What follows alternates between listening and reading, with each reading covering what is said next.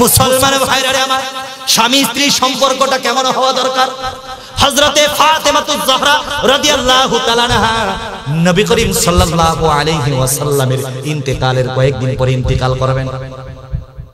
হযরত ফাতেমাতুজ জাহরা রাদিয়াল্লাহু তাআলা আনহা নবী করিম সাল্লাল্লাহু আলাইহি ওয়াসাল্লামের চাচাতো ভাই হযরত আলী রাদিয়াল্লাহু তাআলার স্ত্রী ছিলেন, ঠিক কি না?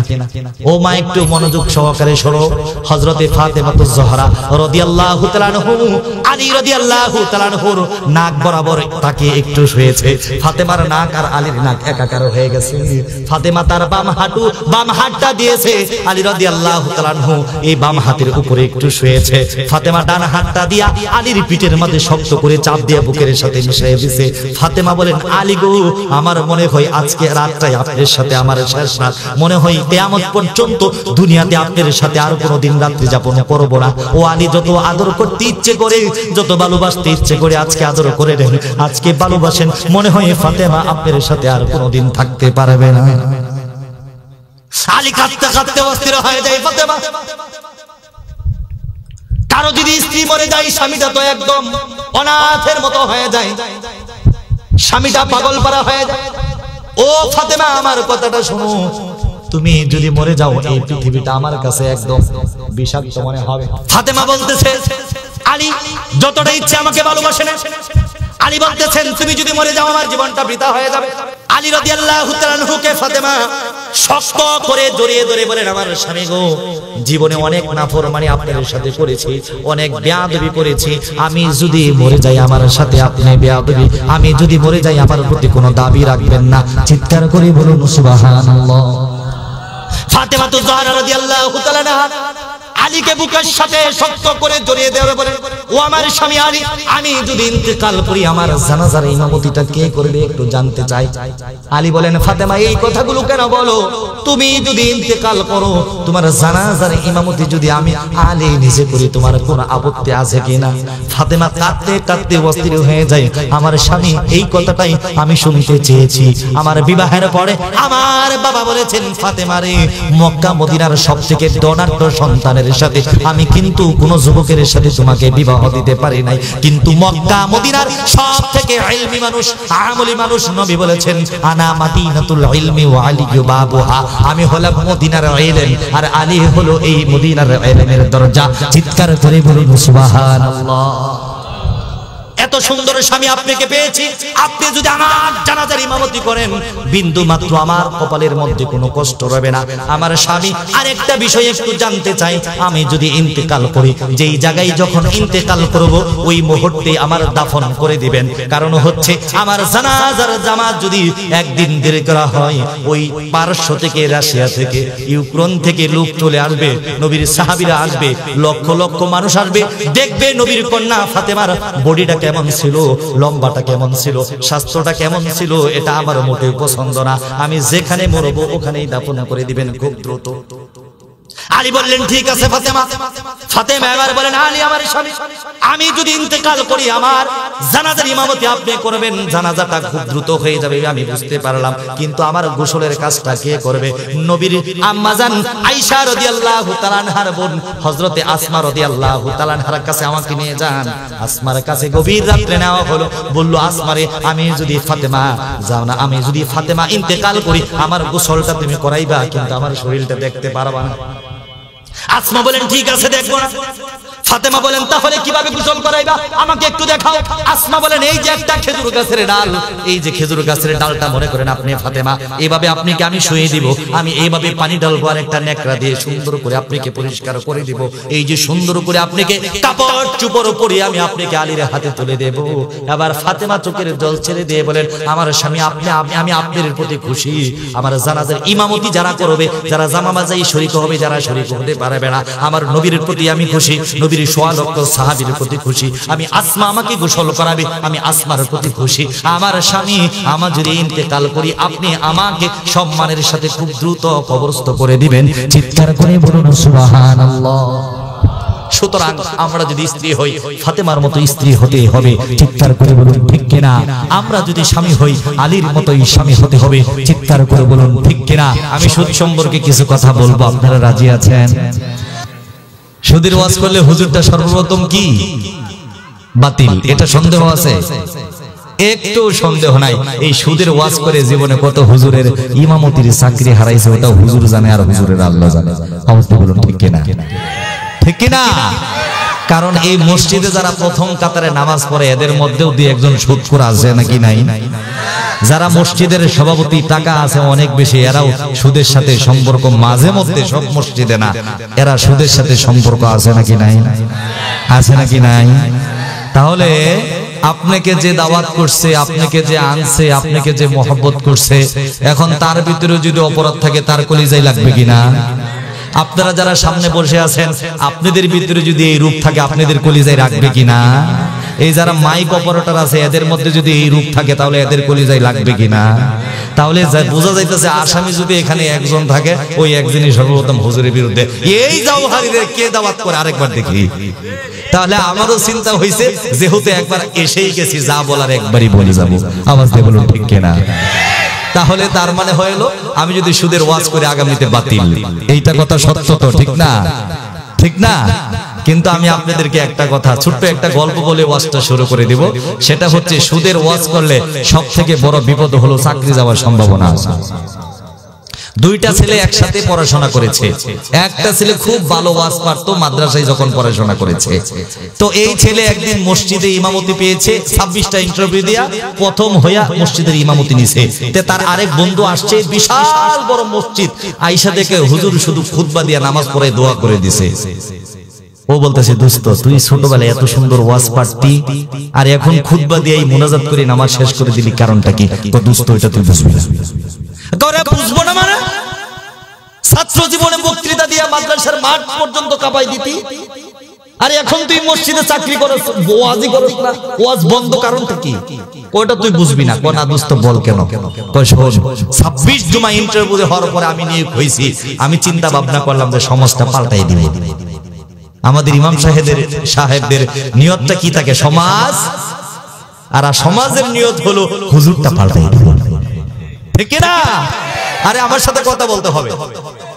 হুজুরের নিয়তটা হলো সমাজটা পাল্টিয়ে দেব, এই সমাজের মধ্যে কোনো বেপরদা মহিলা থাকবে না, এই সমাজের যুবকেরা গাঁজা খাবে না, এই সমাজের মধ্যে সুদ ঘুষ থাকবে না, এই সমাজের মধ্যে মাজারি গাজারি বাজারি পীর পূজা দয়াল বাবা মুর্শিদ বাবা কেল্লা কেবলা বাবা কেল্লা কেবা কলা খাইবা গাছ লাগাইয়া খাও, নিজের গলা রাইখা কেন অন্যের কলার দিকে টুল টুলাইয়া যাও, কিছুই থাকবে না।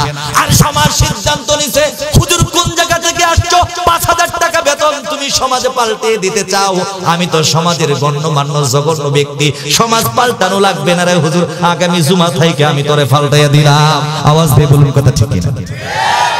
এখন তো হুজুর ওয়াজ ছেড়ে দিছে। বন্ধু জিজ্ঞেস করতেছে, দোস্ত ওয়াজ করো না কেন? দোস্ত শোন, প্রথম জুমায় সিদ্ধান্ত নিলাম সুদের বিরুদ্ধে কিছু ওয়াজ করি, সমাজ থেকে যদি সুদ ঘুষ দূর হয়ে যায় তাহলে তো সমাজটা সুন্দর হয়ে যাবে, আমি সমাজটা পরিবর্তন করে দিব। প্রথম জুমা কানের মধ্যে হাত দিয়ে ওয়াজ করলাম, মানুষ তো দেখি একদম তাকবীর দিতে দিতে মসজিদের 3 তালা পর্যন্ত গরম করে ফেলাইছে। সব মানুষ সুদের ওয়াজ শুনে মনটা খুশি, সবাই চলে গেছে। মাশাআল্লাহ, সভাপতি দিয়ে সামনে বসে সবাই চলে গেছে, সভাপতি বসে আছে। আমি ভাবলাম যে আজকে মনে হয় সভাপতির ওয়াজটা খুব ভালো লাগছে। আমি সালাম দিয়া মুসাফা করলাম, সভাপতি সাহেব আমি তো যাত্রাবাড়ি মাদ্রাসায় ফারেক, মাশাআল্লাহ ওয়াজ মোটামুটি ভালোই শিখছি, আর মাদ্রাসায় প্রতিযোগিতায় সবসময় প্রথম হইতাম। সভাপতি বলছে, বাদ দাও তোমার যাত্রাবাড়ি, আর বাদ দাও তোমার প্রথম স্থান, এই সুদের বিরুদ্ধে ওয়াজ করছো, আমি যে সুদ খাই এটা তোমার কেটা কইছে, এটা আগে দাও। সরিষার মধ্যে ভূত আছে নাকি নাই? হুজুর বলে, সভাপতি সাহেব কি বলেন? আপনি সুদ খান আল্লাহর রাস্তায়, এটা আমি জানি না। ও সভাপতি সাহেব, অনেক কষ্ট করে চাকরিটা পাইছি, আমার বউয়ের সিজার হবে, টাকা লাগবে, আল্লাহর রাস্তায় আল্লাহর কসম করে বলি রে সভাপতি সাহেব, আর কোনদিন সুদের বিরুদ্ধে কথা বলবো না, আমার চাকরিটা খাইয়া দিয়েন না। হুজুরও চালাক। সভাপতি বলতেছে, ঠিক আছে, আমি যে সুদ খাই, তুমি তো ওয়াজ শুধু করো নাই, আমার চোখের দিকে তাকায় তাকায় কথাগুলা বলছো, ভবিষ্যতে যদি এই মসজিদে কোনোদিন সুদের ওয়াজ করো, তোমার চাকরি যাবে তো যাবেই, তুমি বাংলাদেশের কোন মসজিদে চাকরি করবো ওটা আমি দেখে ছেড়ে দেব। হুজুর তো বিপদে পড়ছে। তো সামনের জুমা আসছে, হুজুর চিন্তা করছে সুদের ওয়াজ তো আর করা যাবে না, তো এই সমাজ তো পাল্টাতে হবে, ঠিক না? হুজুর বলছি এবারে ঘুষের বিরুদ্ধে ওয়াজ করব। কিসের বিরুদ্ধে? ঘুষ আপনারা বুঝেন? ঘুষ কোনটাকে বলে?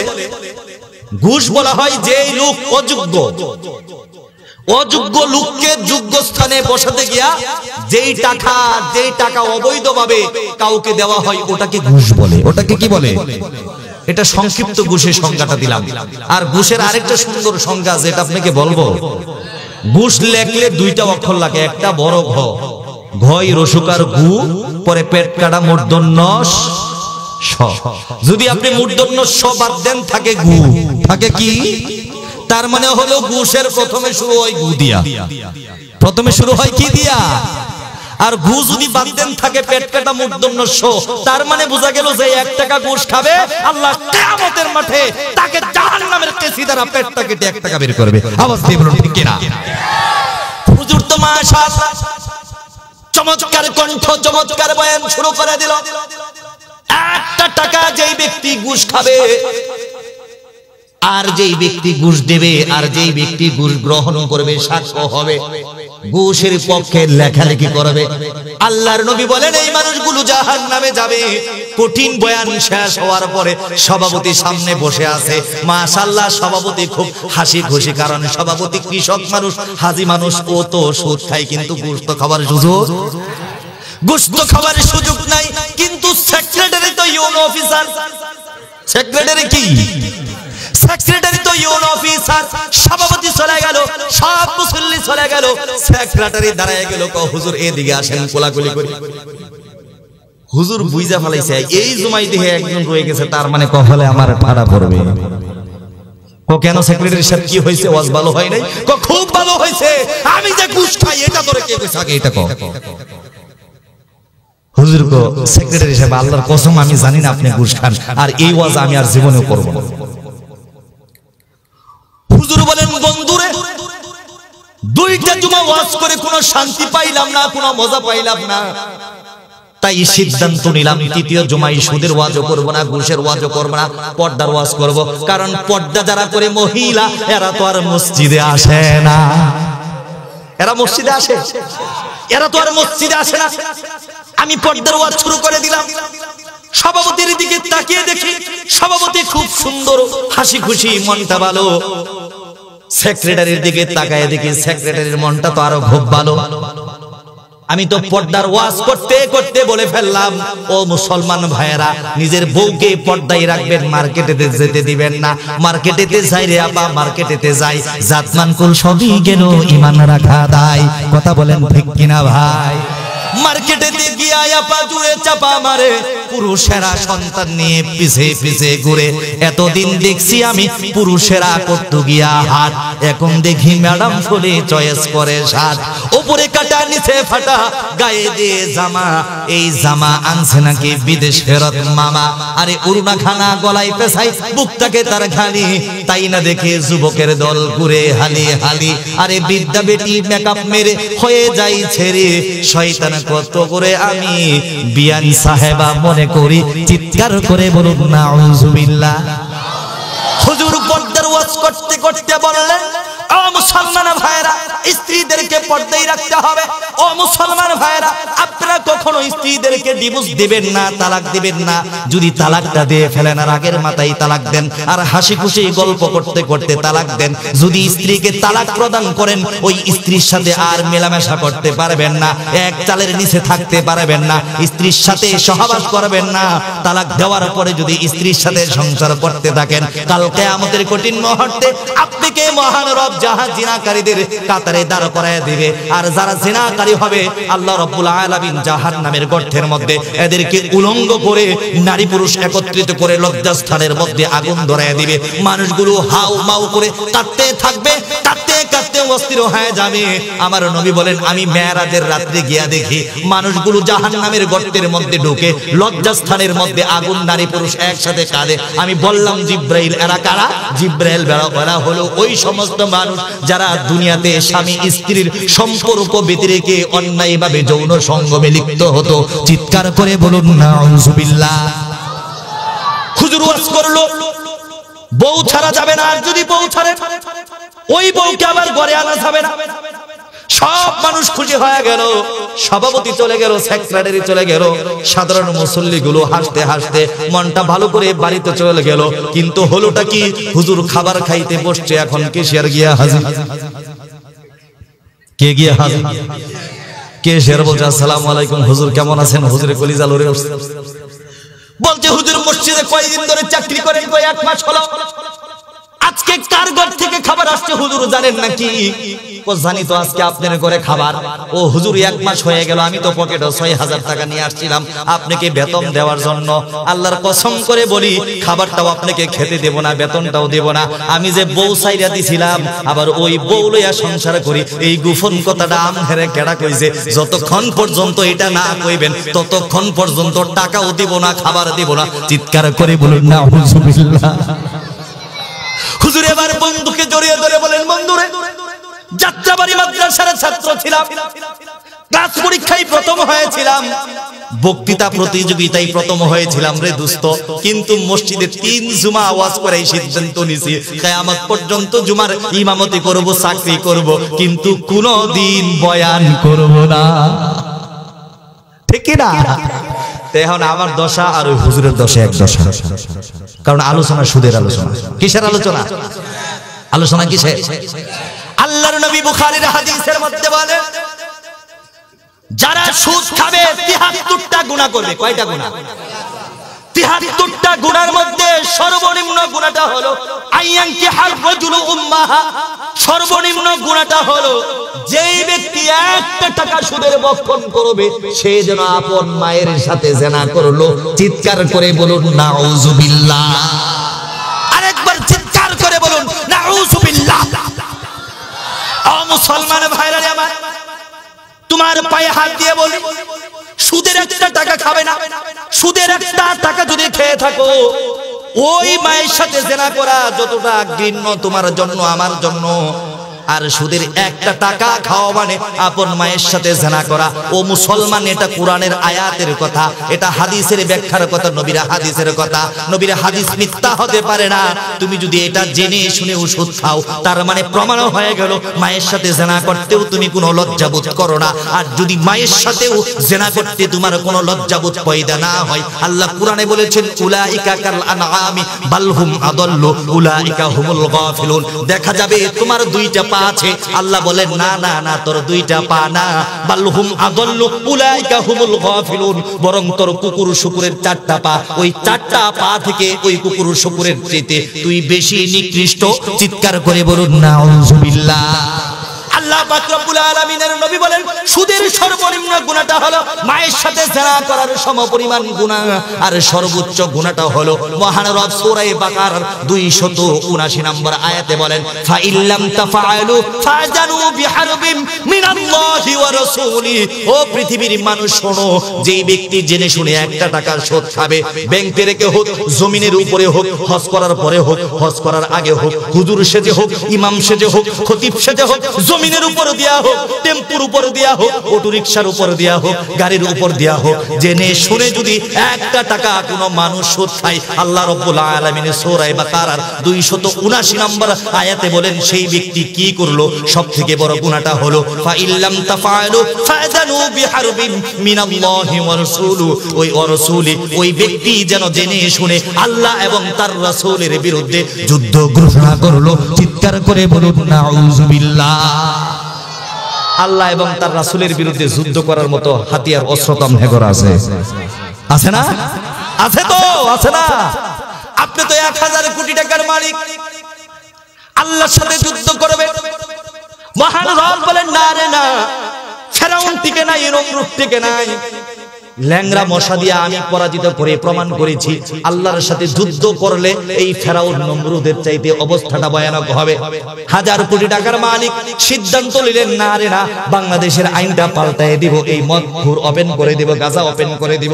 আমার মহান রব বলেন, আমার সাথে যুদ্ধ ঘোষণা করলি তো ভালো কথা, এই যে একটা হুসট খাইলি, নোকের মধ্যে একটু পছন্দ হলো, এই যে পছন্দ হলো, 1000 কোটি টাকার মালিক হলি, ময়মনসিংহ মেডিকেল থেকে ঢাকা তোকে রেফার করলো, ঢাকা থেকে থেকে তোকে সিঙ্গাপুর পাঠায়া দিল, সিঙ্গাপুর থেকে তোকে আমেরিকা, লন্ডন, ব্রিটেন, সব পৃথিবীর হাসপাতালগুলো তোকে খাইয়ে দেওয়া হলো, অবশেষে বাংলাদেশে ফিরে আনা হলো, তোর হাতটা পাটা কেটে এখানে কাটা হলো, এরপরে পছন্দ বন্ধ হয় না, তুমি তো 1000 কোটি টাকার মালিক, এরপরে উরুর উপরে কাটা হলো, এরপরে গলা পর্যন্ত তোকে কেটে তোর ইন্তেকাল হয়ে গেল। তার মানে প্রমাণ হয়ে গেল 1000 কোটি টাকার মালিক হতে পারবি, পরমাণু বোমার মালিক তুই হতে পারবি, জাতিসংঘের প্রেসিডেন্ট তুই হতে পারবি, বাংলাদেশের প্রধানমন্ত্রী তুই হতে পারবি, গোটা পৃথিবীর ক্ষমতাধর, সবথেকে ক্ষমতার অধিকারী আর সবথেকে টাকার অধিকারী হতে পারবি, কিন্তু ফাইল্লাম তাফআলু ফাআযারু বিহারবিন মিনাল্লাহি ওয়া রাসূলি, আল্লাহ এবং তার রাসূলের সাথে যুদ্ধ করার মতো কোনো দুঃসাহস তোর হবে না। চিৎকার করে বলুন ঠিক কি না? আল্লাহর সাথে যুদ্ধ করার মতো কোনো শক্তি তোমার নাই, আল্লাহর সাথে যুদ্ধ করার মতো কোনো সাহস তোমার নাই। ও মুসলমান ভাইরা, আল্লাহর নবী বুখারীর হাদিসের মধ্যে বলেন, যেই ব্যক্তি সুদ খাইলো ওই ব্যক্তি আল্লাহর কিয়ামতের কঠিন মুহূর্তে তাকে 3টা শাস্তি দেওয়া হবে। কয়টা শাস্তি দেওয়া হবে? আমার কথা আপনারা বুঝেন তো? আগামী কাল থেকে যার যেই কয়েক টাকা আছে সব একসাথে করে মাঠের মধ্যে সুদি কে কে লাগায় দিবেন, আমাকে 2টা হাত তুলে দেখান। সবাই দেখি সজাগ আছে, একজনও হাত তুলে না। সুদি টাকা লাগানো যাবে? যারা যারা লাগাইছেন ওটা আল্লাহর হস্তে সদকা করে দেন, ওই টাকার প্রতি কোনো মায়া রাখবে? মায়া রাখবেন না। আল্লাহ পাক রব্বুল আলামিন বলেন, সুদ যারা খাবে তাদের 3টা শাস্তি হবে। 1 নম্বর শাস্তি সূরা বাকারার 275 নম্বর আয়াতে আল্লাহ বলেন, আল্লাযীনা ইয়াকুলুনার রিবা লা ইয়াকুমুনা ইল্লা কামা ইয়াকুমুল্লাযী ইয়াতাখাব্বাতুহুশ শাইতানু মিনাল মাস। যারা সুদ খাবে কিয়ামতের কঠিন মুহূর্তে ওই ব্যক্তি এমন ভাবে আল্লাহর কাছে দাঁড়াইবে, মনে হবে ওই ইয়াতাখাব্বাতুহুশ শাইতানু মিনাল মাস, মনে হয় ওই লোকটাকে শয়তানে ধরেছে। কি মনে হবে? ওই লোকটাকে কি ধরছে? আপনাদেরকে একটু ব্যাখ্যা করে বুঝাই।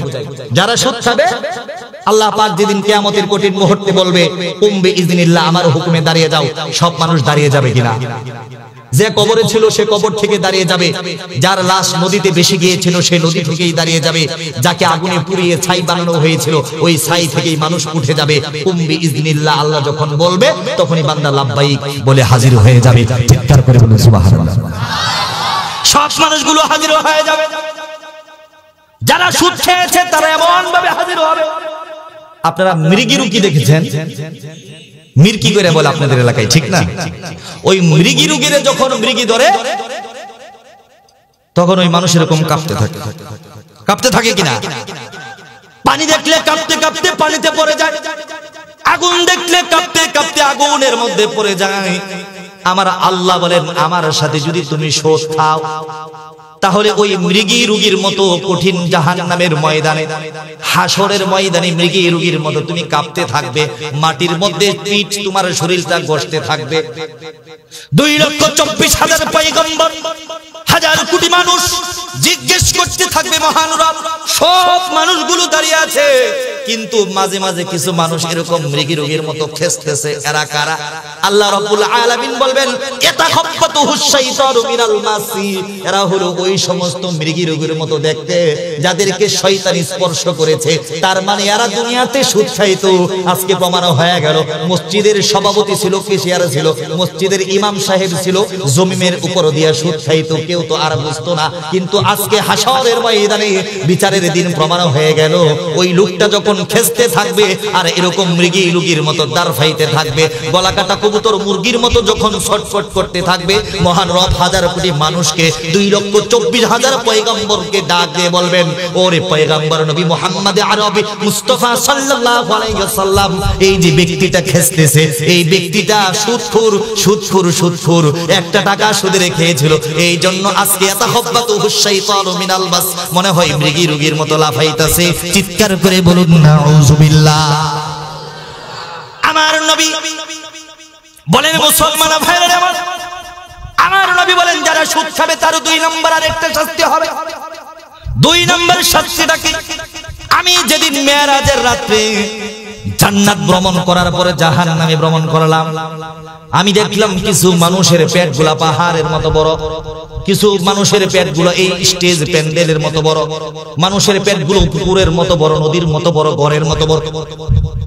আর এই পেটের ভিতরে শত শত সাপ দংশন করতেছে।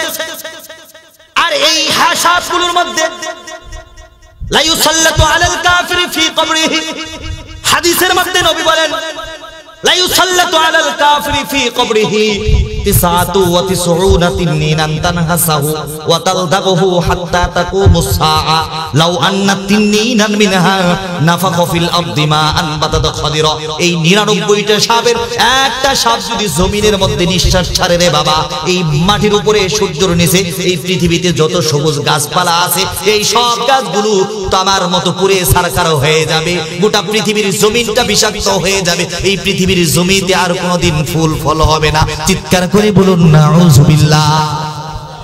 বিশাল গড়ের মতো পেট, পেটের মধ্যে সাপ দংশন করে।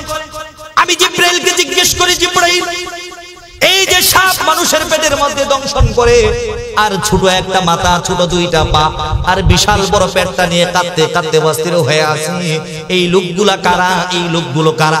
জিব্রাইল বলেন, মহান নবী গো, এই লোকগুলো হলো ওই সমস্ত লোক যারা দুনিয়াতে সুদ খাওয়ার মধ্যে আর ব্যবসার মধ্যে কোনো পার্থক্য করতো না। চিৎকার করে বলুন নাউযুবিল্লাহ। 2 নম্বর শাস্তি, পেটটা বড় হয়ে যাবে। এটা আপনার কাছে খুব ভালো লাগবে। 2 দিন যদি পায়খানা না হয়, ও মুসলমান ভাই, আমি আল্লাহর এত নিয়ামত ভোগ করেছো তুমি, আমি আল্লাহর এত নিয়ামত ভোগ করেছি, 2 দিন যদি পায়খানা না হয় ডাক্তারের কাছে দৌড়াদৌড়ি শুরু হয়ে যায়। 1 দিন যদি পায়খানা বেশি হয় ডাক্তারের কাছে দৌড়াদৌড়ি শুরু হয়ে যায়। ও মুসলমান, গলার মধ্যে একটা কাঁটা বিঁধলে আমরা পাগল হয়ে যাই। আল্লাহ বলেন, ফাবি আইয়ি আলা রাব্বিকুমা তুকাজ্জিবান। এত নিয়ামত আমি তোমাকে দিয়েছি, আমার নিয়ামতের নাশুকরিয়া করো, আমি যেদিন তোমাকে ধরবো ওদিন কিন্তু তোমার বাঁচার কোনো উপায় রবে। আমার নবী বলেন 3 নম্বর আরেকটা শাস্তি হবে।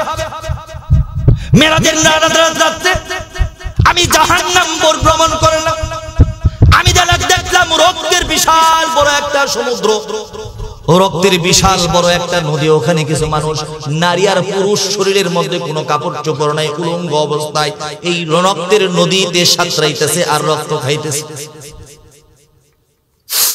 এরা তো আপনার গ্রামের মানুষ, এরা তো আমার গ্রামের মানুষ। এই সুদখোর ঘুষখোরগুলো মঙ্গল গ্রহে থাকে। এরা আপনার বাবা, এরা আমার বাবা, এরা আপনার ভাই, এরা আমার ভাই, এরা মুসলমান। সুতরাং আজকে থেকে তওবা করতে হবে, জীবন দিব, গর্দান দেব, কিন্তু 1 টাকার সুদ খাবো না। প্রয়োজন হলে ভিক্ষা করব, প্রয়োজন হলে লাঙল জল বেচে ভাত খাবো, কিন্তু কোনোদিন সুদি টাকা লাগাবো না। কে কে রাজি আছেন আমাকে 2টা হাত তুলে দেখা।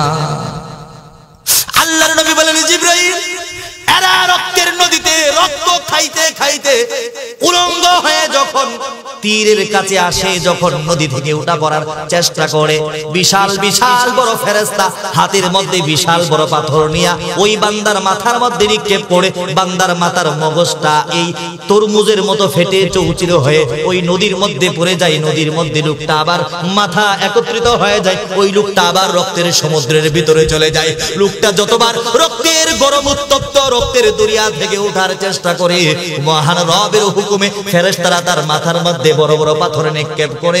আমার নবী বলেন, জিব্রাইল, এরা কারা? আমার জিব্রাইল উত্তর দেন আমার নবীকে, ও নবী রাহমাতুল লিল আলামিন, এরা হলো আপনার ওই সমস্ত উম্মত যারা দুনিয়াতে সুদ খাওয়াকে বড় পছন্দ করতো। চিৎকার করে বলুন নাউযুবিল্লাহ। সুদ খাওয়া যাবে? ঘুষ খাওয়া যাবে? সুদি কারবার করা যাবে? সুদি কারবার যারা করবে তাদের এই 3টা শাস্তি হবে। ও মুসলমান, আমার তো মনে হয় আজকে রাত্রের জন্য এই ওয়াজটা যদি আমাদের কলিজার মধ্যে ঢুকে, আর কিয়ামত পর্যন্ত আমাদের ওয়াজ শোনার দরকার। কিন্তু আমরা সারা রাত ওয়াজ শুনতে রাজি, কিন্তু যেই কাজ করি ওই কাজ ছাড়তে রাজি, ওই কাজ ছাড়তে রাজি না। আমার যুবক গাঁজা খাই, যুবক সারা রাত ওয়াজ শুনতে রাজি, কিন্তু ওয়াজ যেখানে শেষ ওখানে গাঁজার কলকি ডলা শুরু হয়ে যায়। আওয়াজ দিয়ে বলুন ঠিক কিনা? আমরা ছোটবেলা দেখতাম 30 বছর 35 বছর বয়সে মানুষ গাঁজা খাইতো, বিড়ি খালুজি, বড় ভাইকে দেখলে লজ্জা শরমে বিড়ি ফালাই দিয়া জুতা দিয়া ডলা দিয়ে। চিৎকার করে বলুন ঠিক কিনা? আর আমার বর্তমান বাংলাদেশের 8 বছর বয়সে গাঁজা শুরু করে 15 বছর বয়সে গাঁজা খাওয়া বাদ দিয়া মদের লাইসেন্সের জন্য সরকারের সাথে আন্দোলন করে। চিৎকার করে বলুন ঠিক কিনা? এমন একটা ঘটনাই তো গত 2-3 দিন আগে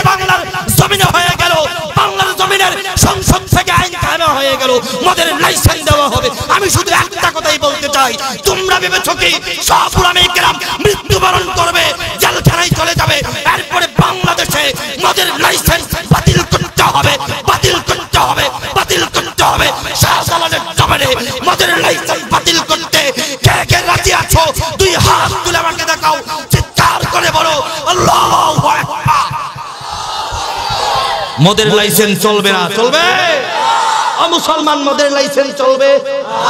আজকে যদি মদের লাইসেন্স বাংলার জমিনে কায়েম হয়ে যায়, সমস্যাটা কোন জায়গায় দাঁড়াবে? আপনার মনে হবে আপনার ইচ্ছে মদ খাবেন, আর মনে হয় ইচ্ছে মদ খাবেন না, কিন্তু সমস্যাটা দাঁড়াবে লাইসেন্স যদি কায়েম হয়ে যায়, চোরখাই মুড়ে মদের বার হবে। বুঝতে পেরেছেন? আপনার চিন্তা মদের লাইসেন্স হলে আমার কি সমস্যা? আমার তো সমস্যা নাই, আমি তো মদ খাবো না। চোরখাই মুড়ে যদি মদের লাইসেন্স সহ দোকান হয়ে যায়, আমি মদ খাবো না, একথা সত্য। আমার ছোট ভাই, আমার সন্তান মদ খাবে, এই কথাটা তার চাইতে বড় সত্য। চিৎকার করে বলো ঠিক কিনা? আরেকবার চিৎকার করে বলো ঠিক কিনা? প্রধানমন্ত্রী আপনাকে বলতে চায় আপনি মদ খাবেন না, এই কথা সত্য। আপনার ভবিষ্যৎ প্রজন্ম মদ খাবে, এই কথাটা তার থেকে বেশি হাজার কোটি গুণ সত্য, কোটি গুণ সত্য। চিৎকার করে বলো ঠিক কিনা? এই জন্য মাননীয় প্রধানমন্ত্রী আপনাদের পায়ে হাত দিয়ে বলি, মাননীয় সংসদ সদস্যবৃন্দ আপনাদের পায়ে হাত দিয়ে বলি, অন্তত মদের লাইসেন্সটা বাতিল করুন। আপনারা লাইসেন্স দেন, আবার আপনারাই বলেন যে মদ খাওয়া নিষেধ, খেতে পারবেন না, এটা নিষেধ। এটা কেমন কথা? এটা কেমন কথা? আপনার ছেলেকে আপনি রিভলভার চালানো শিখাইছেন, আপনার ছেলেকে বলছেন মানুষ মারতে পারবি, আবার আপনার ছেলেকে বলছেন যদি ধরা পড়া খবর আছে। ও ভাই, রিভলভার হাতে তুলে দিয়া মানুষ মারার হুকুম দিয়া ধরা পড়লে খবর আছে, এই কথাটা যত বোকামি, মদের লাইসেন্স দেওয়া তার থেকে হাজার কোটি গুণ বোকামি। চিৎকার করে বলো ঠিক কিনা? তোমরা মনে করো আমার সমস্যা হবে না। আরে বাবা, তোমার তো সমস্যা হবে না, বৃদ্ধ বাবার তো সমস্যা হবে না। বৃদ্ধ বাবার যে 6টা নাতি, ওই 6টা নাতি মদ খাবে, এটার মধ্যে কোনো সন্দেহ? আমি তো মদ খাবো না, আমার ভাইটা খাবে, আমার ভাই খাবে না, আমার ভাতিজা খাবে, আমার ভাতিজা খাবে না, আমার সন্তান খাবে। আর আল্লাহ পাক কোরআনের মধ্যে আয়াতে বলেছেন, ইয়া আইয়ুহাল্লাযীনা আমানু, তোমরা যারা ঈমান এনেছো, ইন্নামাল খামরু ওয়াল মাইসিরু ওয়াল আনসাব, তোমরা যারা ঈমান এনেছো মদের দ্বারের কাছেও যাবা না। যদি যাও তোমরা অপবিত্র হয়ে যাবা। যদি পবিত্র থাকতে চাও, মদকে তোমরা পরিহার করবা, মদকে তোমরা পরিহার করবা, সমস্ত মূর্তি পূজাকে তোমরা পরিহার করবা, নাপাক জিনিসকে তোমরা পরিহার করবা। ওই যে তীর মারে, তীর দিয়া ভবিষ্যৎ নির্ণয় করে। বিপিএল খেলা হয়েছে, রাজস্থান জিতবে নাকি কলকাতা জিতবে, তীর মারবে, নির্ধারণ করে দিবে যারা রাজস্থান জিতবে। এই কথা যে বিশ্বাস করবে তার ঈমান থাকবে, তার ঈমান থাকবে। চিৎকার করে বলুন, তার ঈমান থাকবে? তার ঈমান থাকবে না, এই কথাটা ভুল। গণকের হাত থেকে বিশ্বাস করেছেন আমি তো গাড়ির চাকায় পরে মারা যাব। এত সুন্দর ভদ্র আপনি হয়েছেন, জীবনে গাড়িতে উঠেন নাই। একদিন ঠেলে ঠুলে আপনি গাড়িতে আপনি তো উঠবেন না, কিন্তু কোনো একদিন একটা বালুর টাকা আইসা আপনার ঘরের মধ্যে তুইলা দিয়া গাড়ির চাকার মধ্যে আপনি হয়ে গেছেন। আপনি মৃত্যু থেকে পালাতে চান, আপনি মৃত্যু থেকে পালাতে পারবেন না, কারণ আপনি তো মৃত্যুকে খুঁজেন না, মৃত্যু তো আপনাকেই খুঁজে। তাই তো আমি বলি, কবরের মধ্যে কোনো গোশ চলে না নাকি চলে? চলবে নাকি? কবরে কোনো এয়ার কন্ডিশন থাকবে নাকি? আজরাইল ঘুষ নেবে নাকি? যত দাও সোনা দানা, আজরাইল ঘুষ নিবে না? নিবে? যতই দাও সোনা দানা, আজরাইল ঘুষ নিবে না। এই কথাটি ভুলে তুমি গেছো বুঝি মন, কবরে নেই কোনো এয়ার কন্ডিশন। আছে? কবরের খাট পালঙ্ক হবে শুধু মাটি, তার উপর থাকিবে না বিছানা পাতি। যতই দাও সোনা দানা, যতই দাও সোনা দানা, আজরাইল ঘুষ খাবে না। যতই দাও সোনা দানা, আজরাইল ঘুষ খাবে না। এই কথাটি ভুলে তুমি গেছো বুঝি মন, কবরে নাই রে কোনো এয়ার কন্ডিশন। আওয়াজ দিয়ে বলুন ঠিক কিনা? এই জন্য মদ আমাদের দেশে চলতে পারে, মুসলিম দেশে মদ চলতে পারে, কাফেরের দেশেও মদ চলতে পারে না, মদ খাওয়া ভালো না, ভালো মানুষে মদ খায় না। যারা মদ খায় মানুষও তাদেরকে ভালো বলে, ভালো বলে। আপনি 1000 কোটি টাকার মালিক, আপনার মদের লাইসেন্স আছে, খাইতেছেন, ভালো কথা, কিন্তু ভালো লোকের মেয়ে আপনার কাছে বিয়া দিবে না, দিবে? তাহলে খারাপ জিনিসের জন্য তুমি আন্দোলন করে মরে যাও, তার মানে তোমার কপালে বিপদ আছে। আপনারা জানেন বর্তমান পৃথিবীতে একটা যুদ্ধ শুরু হয়েছে। যুদ্ধ শুরু হয়েছে কিনা? ইউক্রেন এবং রাশিয়ার যুদ্ধ। রাশিয়া ইউক্রেনকে সিংহ হরিণের ঘাড় যেরকম মোটকে খেয়ে ফেলে, রাশিয়া ইউক্রেনকে এরকম ভাবে ঘাড় মোটকে খেয়ে ফেলছে, ঠিক কিনা? এই যে রাশিয়ার যুদ্ধটা হচ্ছে, হাদিসের মধ্যে আছে মালহামার, এমন যুদ্ধ শুরু হবে কিয়ামতের আগে আগে, এমন বিশাল বড় যুদ্ধ হবে, ওই যুদ্ধ থেকে কিয়ামতের সূচনা হবে, গৃহ যুদ্ধ শুরু হয়ে যাবে। আমার মন বলছে এই রাশিয়া আর ইউক্রেনের যুদ্ধ কি গৃহ যুদ্ধের দিকে যায় কিনা? রাশিয়া এবং ইউক্রেনের যুদ্ধ কি, রাশিয়া এবং ইউক্রেনের যুদ্ধ কি গৃহ যুদ্ধের দিকে যাচ্ছে কিনা, তৃতীয় বিশ্বযুদ্ধের দিকে যাচ্ছে কিনা, এটা একমাত্র আল্লাহ ভালো জানেন। আল্লাহু আ'লাম। চিৎকার করে বলুন ঠিক কিনা? আপনারা জানেন এই পৃথিবীতে মুসলমানদের উপর ইহুদি নাসারা হায়না বাহিনী যতটা নির্যাতন করেছে, পৃথিবীর কোন জাতি ওই জাতির উপর এতটা নির্যাতন করে নাই, করেছে। আপনারা দেখেছেন ফিলিস্তিনের বাচ্চাদেরকে পুড়িয়ে মারা হয়েছে, ইরাকের বাচ্চাকে পুড়িয়ে মারা হয়েছে।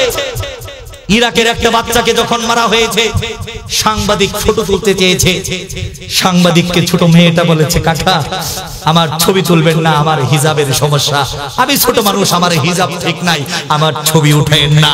ওটা ইরাকের মেয়ে ছিল। চিৎকার করে বলুন সুবহানাল্লাহ। আল্লাহ পাক এমন কন্যা সন্তান দ্বারা আমাদের ঘরটাকে ভরপুর করে দেন। চিৎকার করে বলুন সুবহানাল্লাহ। ফিলিস্তিনের একটা মেয়েকে মারা হলো, ফিলিস্তিনের মেয়েটা বলল, ও সন্ত্রাস বাহিনী আমাকে হত্যা করে দাও, আমি মরে যেতে চাই, আল্লাহর কাছে যেতে চাই।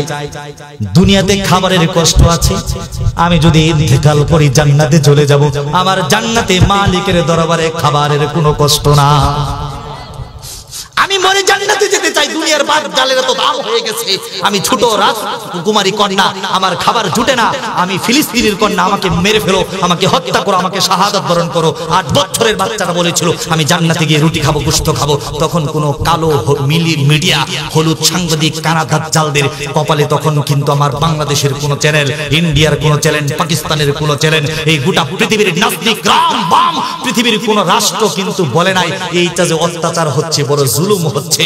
পৃথিবীর কোন মহাসচিব বলে নাই, পৃথিবীর কোন প্রধানমন্ত্রী বলে নাই, পৃথিবীর কোন মন্ত্রী মিনিস্টার বলে নাই, জাতিসংঘের মহাসচিব বলে নাই ও ইসরায়েল ফিলিস্তিনের উপর যুদ্ধ বন্ধ করে দাও, ও আমেরিকা ইরাকের উপর যুদ্ধ বন্ধ করে দাও। আজকে যখন রাশিয়া রাশিয়া যখন ইউক্রেনের উপর যুদ্ধ ঘোষণা করেছে, গোটা পৃথিবীর নাস্তিক আমার প্রধানমন্ত্রীগুলো পাগলপাড়া হয়ে গোল টেবিলের বৈঠক শুরু করে দিয়েছে, যুদ্ধ বন্ধ করা হোক, যুদ্ধ বন্ধ করা হোক। আমি বলতে চাই আজকে তোমাদের কানা দাজ্জালের চোখ খুলে গেছে, মিডিয়া সাংবাদিকের চোখ খুলে গেছে। আমার বার্মাতে যখন 11 লক্ষ রোহিঙ্গা মুসলমানদেরকে আগুনের মতো, বেগুনের মতো আগুনের মধ্যে পুড়িয়ে উলিঙ্গ করে 2টা পা গাছের মধ্যে বেঁধে চামড়াগুলো ছিলিয়ে যখন লবণ দেওয়া হয়েছে, মরিচ দেওয়া হয়েছে, হত্যা করা হয়েছে, বেগুনের মতো পুড়িয়ে ভর্তা করা হয়েছে, তখন তোমাদের কালো দাজ্জালের মিডিয়া সংবাদগুলো কোথায় ছিল? জাতি তোমাদের কাছে জানতে চাই, অবশ্যই বলো কথা ঠিক কিনা? 11 লক্ষ বার্মার রোহিঙ্গার মুসলমানদেরকে মারধর, অত্যাচার, নিপীড়ন করে বাংলার জমিনে পাঠিয়ে দিল কিনা? আমার বাংলার টেকনাফ থেকে তেতুলিয়া এই রোহিঙ্গা ছেয়ে গেছে কিনা? আমার বাংলাদেশের সেই উখিয়াতে, আমার বাংলাদেশের কক্সবাজারের এক কোণাতে ওই বিশাল একটা এলাকা রোহিঙ্গারা দখল করেছে কিনা? আগামী 30 বছর পরে এই 11 লক্ষ রোহিঙ্গা তার কুটি হয়ে যেতে পারে কিনা?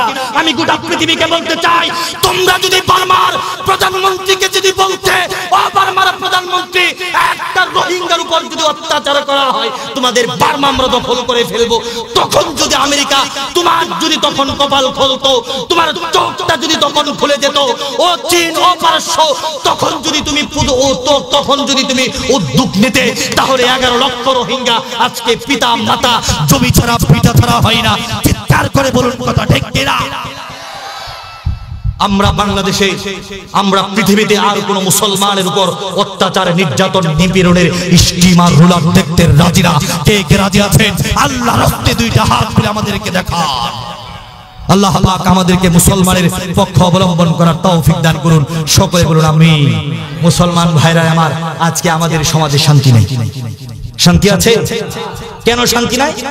আমরা সকলেই সুন্দর সমাজ চাই, শান্তিময় পৃথিবী চাই, কিন্তু নিজে সুন্দর হইতে রাজি, নিজে সুন্দর হইতে রাজি না। স্বামী চাই তার স্ত্রীটা যেন পর্দায় থাকে, স্ত্রী চাই তার স্বামীটা যেন নামাজ পড়ে, কিন্তু স্বামী নামাজও পড়বে না আর স্ত্রী পর্দাও করবে না। কিন্তু স্বামীর অভিযোগ হলো আমার বউ পর্দা করে না, আর বউয়ের অভিযোগ হলো আমার স্বামী নামাজ পড়ে না। ঠিক কি না? বুখারীর 29 নম্বর হাদিসে আল্লাহর নবী বলেন, ফাইন্নী উরিতুকুন্না আকসারু আহলিন নার। আমি যেদিন মেরাজে ভ্রমণ করতে গেলাম, ওদিন মেরাজের মধ্যে দেখলাম অধিকাংশ মহিলাই জাহান্নামী। অধিকাংশ মহিলা জাহান্নামী। মা তোমার পায়ে হাত দিয়ে বলছে, একটু শোনো। আল্লাহর নবী হাদিসের মধ্যে বলেন, মহিলারা একটা কথা বলার কারণেই জাহান্নামে চলে যাবে। কয়টা কথা? একটা কথা বলার কারণেই মহিলারা জাহান্নামে চলে যাবে। আর এই একটা কথা তোমার মা, তোমার স্ত্রী, তোমার বোন তার স্বামীকে দিনে কয়বার বলে, একটু চিন্তা করার দরকার আছে কিনা? আল্লাহর নবী জিবরাইলকে বলেন, ফাইন্নী উরিতুকুন্না আকসারু আহলিন নার।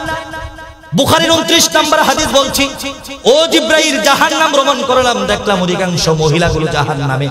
কেন? তারা কি অপরাধ করেছে?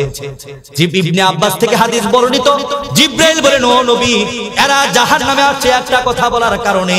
একটা কথা যদি কোনো স্ত্রী তার স্বামীকে বলে, জাহান্নামে চলে যাবে। ও মুসলমান ভাই আমার, একটা কথা কি একটু শোনার দরকার আছে কিনা? নবী করিম সাল্লাল্লাহু আলাইহি ওয়াসাল্লাম ইবনে আব্বাস রাসূলকে বলেন, রাসূল ওই কথাটা কি ছিল? নবী বলেন, আমি জিবরাইলকে জিজ্ঞেস করলাম এরা কেন জাহান্নামে যাবে। আবার নবী উত্তর দিলেন, ও জিবরাইল উত্তর দিলেন, ও নবী শুনুন, এরা একটা কথা বলার কারণে জাহান্নামে। এরা স্বামীর, এরা কুফরি করে কি করে? আমার নবী, দয়ার নবী, মায়ের নবী, প্যার নবী, মাহবুবের নবী, আকাই নামদার তাজদারে মদিনা মুহাম্মদ আরবি মুস্তাফা সাল্লাল্লাহু আলাইহি ওয়াসাল্লাম বলেন, এরা কি আল্লাহর সাথে কুফরি করে? না, এরা আল্লাহর সাথে কুফরি করে না, এরা স্বামীর নাশুকরিয়া করে। চিৎকার করে বলুন নাউযুবিল্লাহ।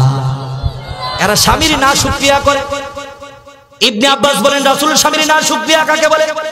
আমার নবী বলেন, একজন স্ত্রীকে তুমি 10 বছর ডাল ভাত গোশত তুমি খাওয়াইবা, একদিন যদি পান থেকে চুন খসে পড়ে, একদিন যদি চুন থেকে পান খসে পড়ে, ওই মহিলাটা সাথে সাথে বলবে, তোমার কাছ থেকে জীবনে কোনোদিন ভালো ব্যবহার পাইলাম না। এই কথাটা মেয়েরা বুঝি বলে না? আপনি রাজমিস্ত্রির কাজ করেন, 600 টাকা আপনার বেতন।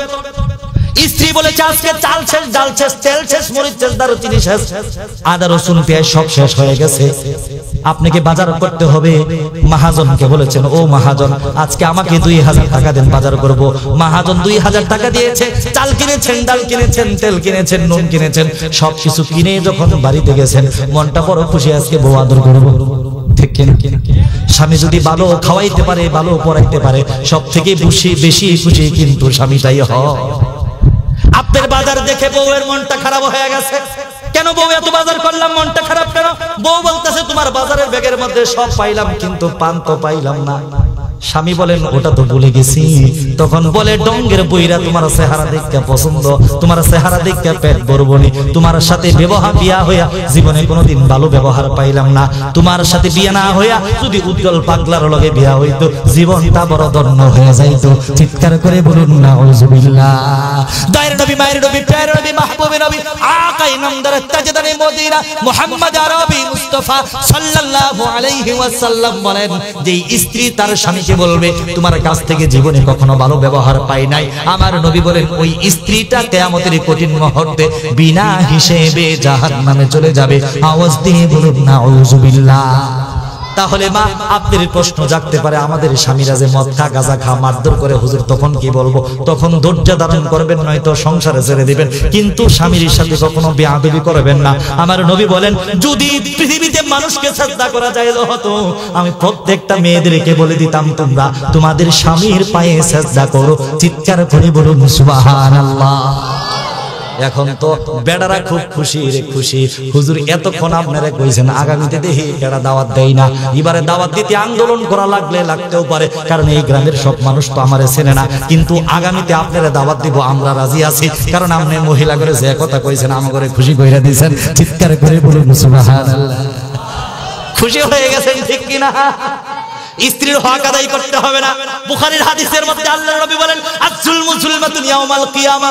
20 বছর বয়সে 15 বছর মেয়েটাকে বিবাহ করেছো, আল্লাহর কোরআনের আয়াতে বলেন, লিল্লাযিনা ইয়াউলুনা মিন নিসাইহিম ইয়ারবুসু আরবাআতি আশহুর। এই বউটাকে রেখে 4 মাসের বেশি দূরে থাকতে পারবে না। বউটাকে রেখে যদি 4 মাসের বেশি তুমি গার্মেন্টসে চাকরি করো, আর ওখানে প্রতিবন্ধী কালো মেয়েটারে বিয়ে কইরা কুটকুট করো, আর যদি মনে করে ওই 30 বছরের বউটার খবর নিব না, আল্লাহর নবী বলেন, আয-যুলমু যুলমাতুন ইয়াউমাল কিয়ামা। কিয়ামতের কঠিন মুহূর্তে স্ত্রীর উপর হকটা নষ্ট করার কারণে তোমাকে জাহান্নামে যাওয়া লাগবে।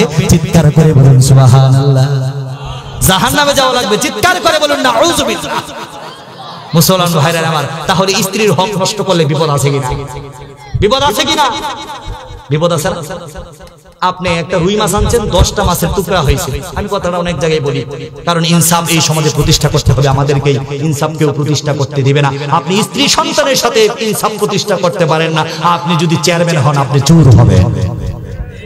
আপনি ইনসাফ স্ত্রী সন্তানের সাথে প্রতিষ্ঠা করতে পারেন নাই, আপনি যদি মসজিদের ইমাম হন ভণ্ড ইমাম। আপনি ইনসাফ প্রতিষ্ঠা করতে পারেন নাই, আপনি যদি দেশের প্রধানমন্ত্রী হন আন্তর্জাতিক গাদ্দার হবেন। চিৎকার করে বলুন ঠিক কিনা? ইনসাফ প্রতিষ্ঠা করতে হবে। একটা মাছ এনেছো, 10টা পিস করেছো, 10টা পিস করার পরে তোমাদের ঘরের মেহমানের সংখ্যা হলো 10 জন, সদস্যর সংখ্যা 10 জন। তোমার ছেলে আরেকটা বন্ধু আনছে, হয়ে গেছে 11 জন। এই 10টা মাছ 10 জনে খাইলো, পুত্র বধূ মাছ খাইলো না, তোমার বউটা মাছ খাইলো না। আল্লাহর কসম করে বলি, বউটা মাছ খাইলো না, পুত্র বধূটা মাছ খাইলো না। মালিক হওয়ার পরে পুত্র বধূকে তুমি জিজ্ঞাসা করলা না? আমার নবীর হাদিস যদি সত্য হয়, আয-যুলমু যুলমাতুন ইয়াউমাল কিয়ামা, এই জুলুম করার কারণে তোমাকে জাহান্নামে যাওয়া লাগতে পারে। চিৎকার করে বলুন ঠিক কিনা? পুরুষদেরকে বলতে চাই, মেয়েদের সাথে 4টা ভালোবাসার সম্পর্ক করবেন। কয়টা? বউয়ের সাথে 4টা রোমান্টিক সুন্নাত পালন করবেন। কয়টা? আম্মা জান আয়েশা বলেছেন, খাদিজা বলেছেন, আমাদের রাসূল আমাদেরকে এতটাই ভালোবাসতেন। এই 4টা সুন্নাত যদি মহিলাদের সাথে আদায় করেন, আপনার বউ আপনাকে ভালোবাসবে তো বাসবেই, আপনার জন্য জীবন দিয়ে দিবে। চিৎকার করে বলুন সুবহানাল্লাহ। 1 নম্বর সুন্নাতটা বলবো, আম্মা জান আয়েশা বলেছেন, আমার নবী আমার উরুর উপরে মাথা রেখে কোরআন তেলাওয়াত করত। সুবহানাল্লাহ। এখন আপনারা কে কে বউয়ের উরুর উপরে টুনার উপরে মাথা রেখে কোরআন তেলাওয়াত করছেন? আমার একটা হাত তুলে দেখা। হুজুর আপনি এত শরম ছাড়া, আগামীতে দাওয়াত দিব না তো দিবই না, আগামী 12 বছরের মধ্যে ঈদগাহ মাঠের মধ্যে আপনারা কেডানের দেখে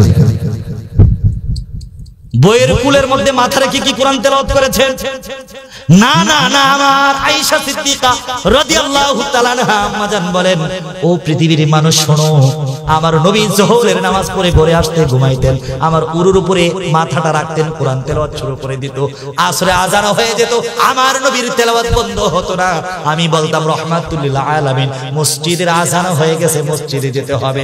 আমার নবী তেলাওয়াত বন্ধ করে বলতেন, ওরে আয়েশা, তোর মাথার মধ্যে টুনার মধ্যে উরুর মধ্যে মাথা রেখে কোরআন তেলাওয়াত করার মজা আমার নবীর আন্তর্জাতিক মজা।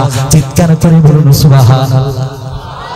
তাহলে যারা যারা এখন পর্যন্ত বউয়ের টুনার মধ্যে মাথার উরুর মধ্যে মাথা রেখে কোরআন তেলাওয়াত করতে পারেন নাই, কে কে রাজি আছেন আমার হাত তুলে দেখান। আমি মাশাআল্লাহ করছি।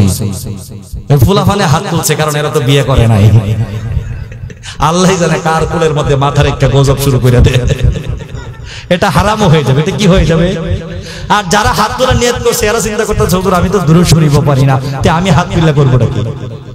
এই জন্য কোরআন তেলাওয়াত শিখবে।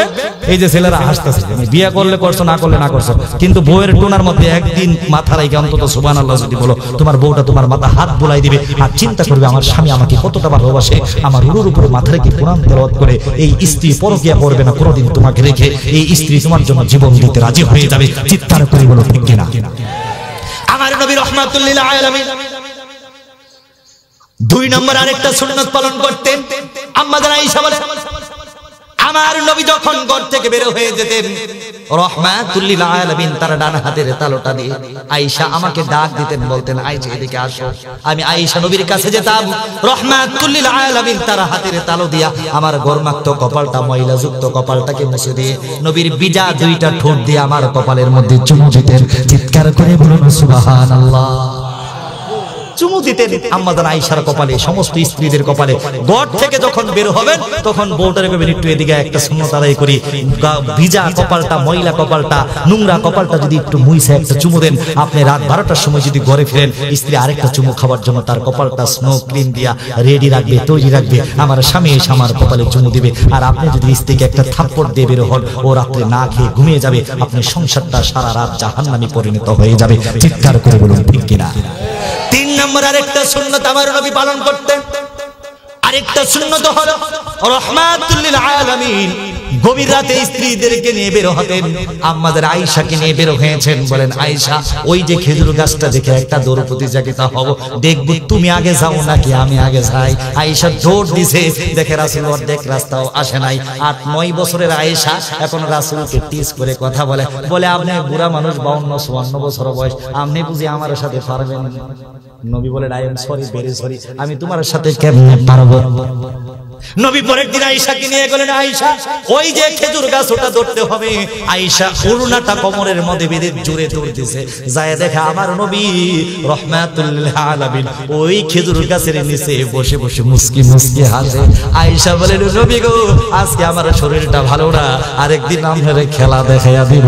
চিৎকার করে বলুন সুবহানাল্লাহ। 4 নম্বর আরেকটা সুন্নাত রাসূল পালন করেছেন, যখন আপনি সফরে বের হবেন স্ত্রীটাকে সাথে নিয়ে যাবেন, পর্দার সাথে একটু ঘুরতে নিয়ে যাবেন। ওই যে কক্সবাজার জীবনে কোনোদিন দেখেন নাই, বউটাকে যদি পর্দার সাথে নিয়ে যান বউটার মনটা খুশি হয়ে যাবে। ওই যে সুন্দর একটা বাড়ি হয়েছে, নতুন বাড়ি, এই আপনার বাড়ির পাশে একটা নদী আছে, রাত্রে একটু নিয়ে নদীর পাশে বসে স্ত্রী আর স্বামী একসাথে যদি একটু গল্প করেন। 10 তলা বিল্ডিং এ আপনার বাসা, স্ত্রী কোনোদিন 5 তলা বিল্ডিং এ থাকে, কোনোদিন আকাশের তারা দেখতে পারে নাই। রাত 2টার সময় ওই 10 তলার ছাদের উপরে নিয়ে বলেন আমার স্ত্রী এই যে তারা, এই যে তারা, দেখো কত সুন্দর রাতের আকাশ।